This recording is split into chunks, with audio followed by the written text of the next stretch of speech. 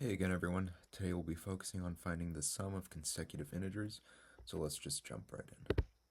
The sum of three consecutive integers is 219. Find the three consecutive integers. Well, first we should define what consecutive integers are, so let's take a number line.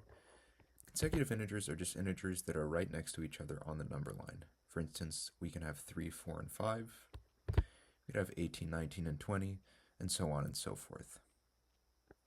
So let's call the smallest of those three numbers n. Let's just assign the variable n to that first integer.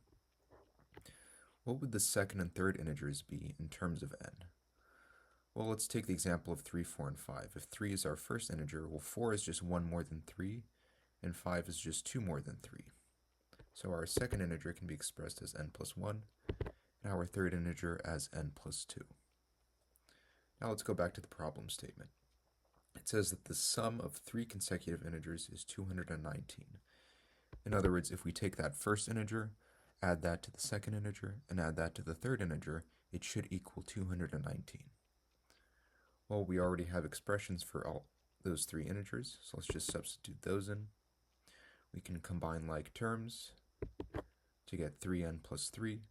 Subtract 3 from both sides, we get 3n is equal to 216. And then finally divide 3 from both sides to get n is equal to 72. Now we're not done yet because we still have to find the other two integers. So we know that the first integer is n is equal to 72. The second integer is just 1 more than that. So we know that n plus 1 is equal to 73. And finally n plus 2 is equal to 74. And that is our final answer.